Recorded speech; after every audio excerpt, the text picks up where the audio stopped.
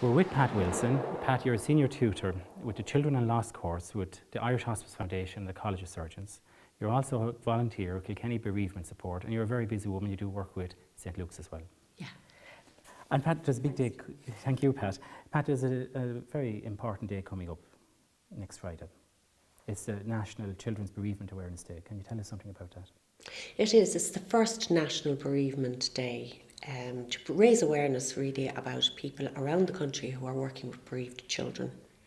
And Pat, I suppose, how can we actually help children who have lost a loved one? Well, when you consider that 80 people per year die here in Ireland, and that means there's some child's grandparent or parent or sibling. There's a lot of bereaved children out there. And how we can help them is, first and foremost, is by supporting the parent, because the parent is the expert of their own child. And sometimes the parent has never been in this sort of situation before. So sometimes it's about just giving them the language to support their children and what they might say to them, because that's a very common thing that happens, that they come in and how should we tell the children, or should we tell the children? Because you see, the instinct is to protect the child, and in that way they kind of sort of say, as they did years ago, children didn't go to the funeral and they weren't part of the process, and all they knew was that they woke up one morning and a parent or a sibling, somebody left the house and never came back. And sometimes they're the children, the actual forgotten mourners, Pat. Yes, they're forgotten for that reason, in that we try to protect our children, and we think that maybe by not giving them information, that we're protecting them. But actually, children cope the best when they're given accurate and age-appropriate, honest information and are included in the process, because actually the imagination is worse than the reality. And very often a child will fantasise and will make up something if they're not given the truth. And I imagine it's confusing for a parent sometimes too, not only they're dealing with their own bereavement and their own loss, but also children can go in and out of grief at a child's level. Yeah, well, children slip in and out of grief, and that gives rise to people thinking, they get over it. Children are very resilient, and indeed they are very resilient, we mustn't forget that. But they will slip in and out of grief as they go through different stages of development and different stages of understanding. And they can only cope with loss for so much at a time.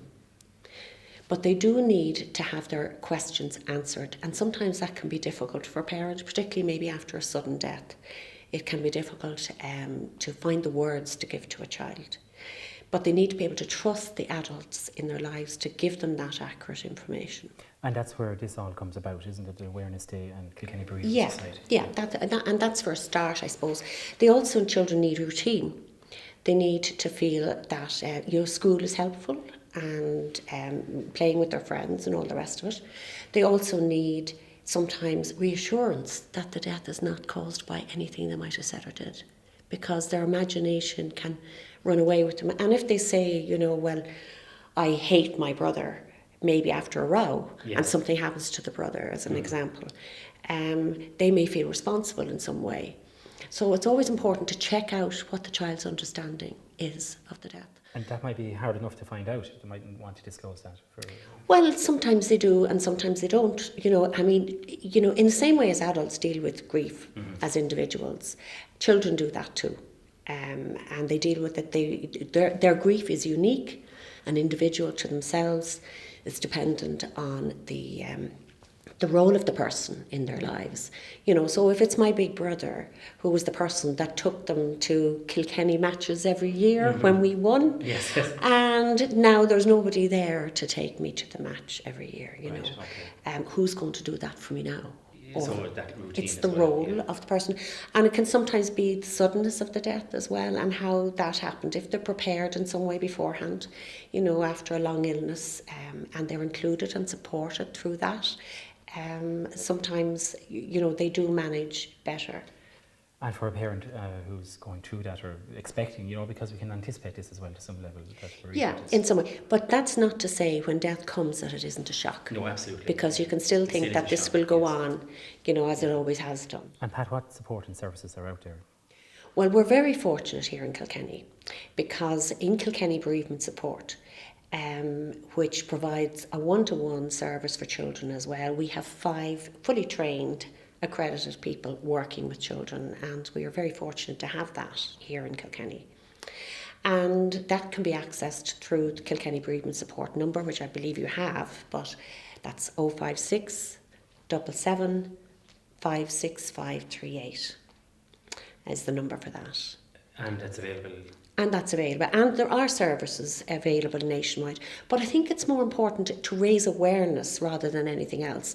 You know, because if you can support the schools in supporting children in the classroom who are bereaved, if you can support the parents, as I said before, as the experts of their own children, and to be comfortable around the whole subject. And very often children don't need professional intervention, that it's best done with the support of parents and people at home. If they're, and as you say, one parent may be de-skilled, another not, because they might be broken, you know, so broken down by perhaps the suddenness of the death or how it took place, or so broken-hearted. And sometimes it can be helpful for a caring adult or somebody close to the family who can support the child and support the parent. And is there room there for teachers to educate themselves as well? Oh, but there is. The Hospice Foundation actually provide a day as part of their bereavement days that they supply, that they put on every year up in Dublin. And in fact, that's very highly subscribed. You'll find that they take on about 30 teachers every year in January. I think it's the 31st of January next year, and it's really about dealing with loss in the classroom. And you know, when they started doing that a number of years ago, you might have had 6 or 7 teachers showing up for that, and now it's always booked out, which is wonderful. Pat Wilson, thank you. Thank you, Stephen.